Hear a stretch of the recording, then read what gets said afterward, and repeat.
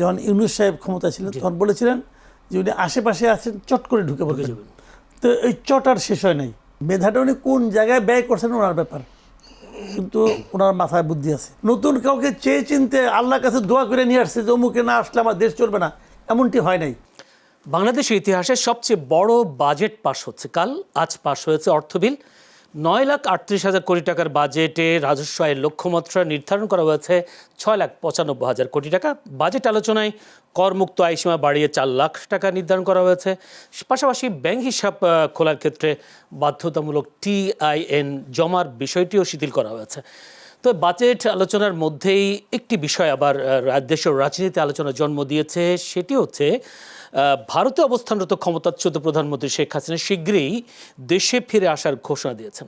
ভারতীয় সংবাদ মাধ্যম NDTV-কে সম্প্রতি দেওয়া এক ইমেইলে সাক্ষাৎকারে চলতি বছরেই তার দেশে ফেরার কথা জানান।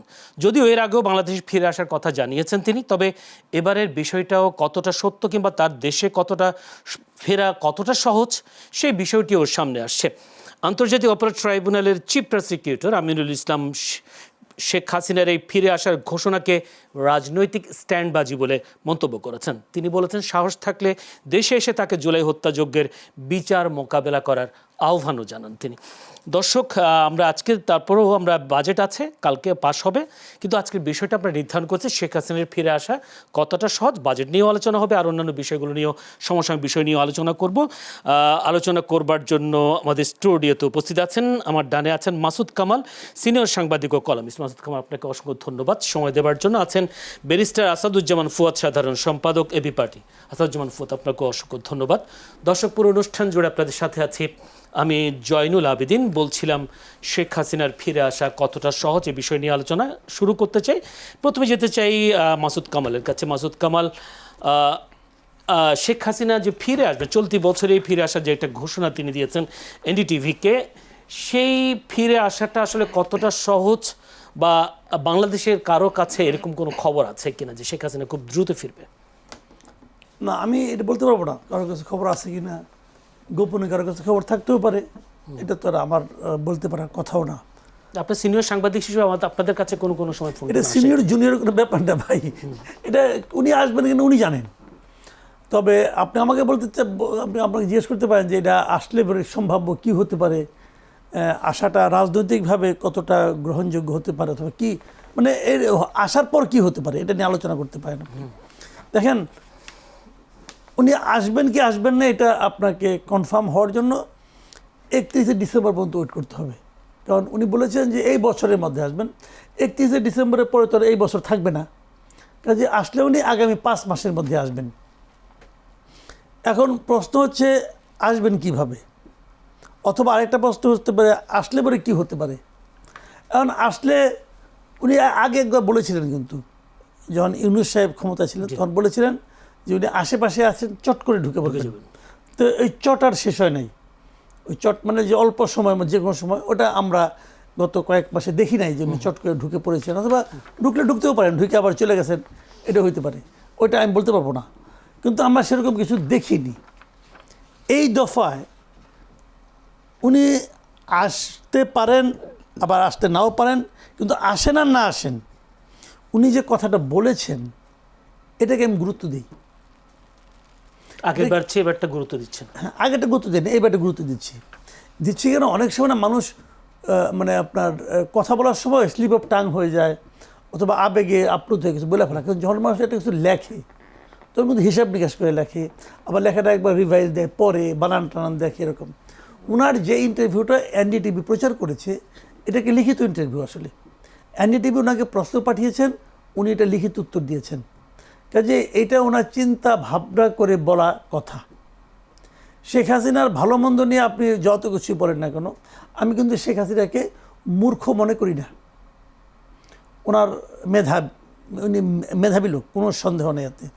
একটা লোক এত অপকর্ম করছেন টানা 10-15 বছর, তাই না? একদম মানে কিছুই না বুঝলে, কিছুই না জানলে এটা পারতেন না, করছেন তো।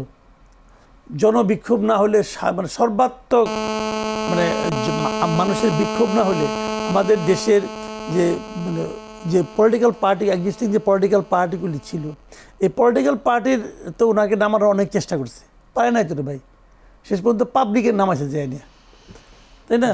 কাজেই এটা মানে ওনার ওনার ওনার এই মানে মেধাটা উনি কোন জায়গায় ব্যয় করছেন ওনার ব্যাপার, কিন্তু ওনার মাথায় বুদ্ধি আছে এবং এই বুদ্ধি খাটিয়ে উনি একটা কথা বলছেন। এই কথার রাজনৈতিক গুরুত্ব আমি মনে করি অনেক অনেক। কীভাবে বলি আপনাকে, প্রথমত আমি যেটা মনে করি যে এর মাধ্যমে তার দলের যে নেতাকর্মী যারা আছে তাদের মধ্যে এক ধরনের, এটাকে কি বলবো, এক ধরনের এনার্জি, এক ধরনের এটা তৈরি হবে, এতে আমার কোনো সন্দেহ নেই। এর আবার নেতিবাচক দিকও আছে। এনার্জির ঠেলায় কেউ হয়তো লাফায় রাস্তায় চলে আসবে, এসে পুলিশের দুটো পেদানি খাবে, অথবা একটা মামলা হবে, আবার তার ফ্যামিলি কিন্তু একটা দুর্বিষহ অবস্থার মধ্যে পড়বে। এটা হলো একটা নেতিবাচক দিক। ইতিবাচক দিক হলো তারা ডিসেম্বর পর্যন্ত এই এনার্জিটা তাদের মধ্যে লালন করবে। তারা ডিসেম্বর পর্যন্ত ভাববে যে হয়তো আমার নেত্রী আসবে। দেখেন, প্র্যাকটিক্যালি চিন্তা করলে শেখ হাসিনার আইসা, বাংলাদেশে আইসা আবার নতুন করে আওয়ামী লীগের দায়িত্ব নেওয়ার মতো বয়স ওনার নাই। আসলে বয়স একটা ফ্যাক্টর, আপনি যত পাওয়ারফুল লোক হন, ট্রাম্পের জন্য কিন্তু বয়স ফ্যাক্টর। কাজেই ওনার সেই অ্যাবিলিটি আছে বলে আমি পার্সোনালি মনে করি না। এনডিটিভি তাকে একটা প্রশ্ন করেছেন, বাংলাদেশের বর্তমান সরকারের কিছু সীমাবদ্ধতার সুযোগে আওয়ামী লীগ আবার খানিকটা জনসমর্থন ফিরে পাচ্ছে বলে দাবি করা হচ্ছে। এই সমর্থনকে রাজনৈতিক সাফল্যে রূপ দেওয়ার মতো সাংগঠনিক শক্তি আসলে আওয়ামী লীগের আছে কিনা?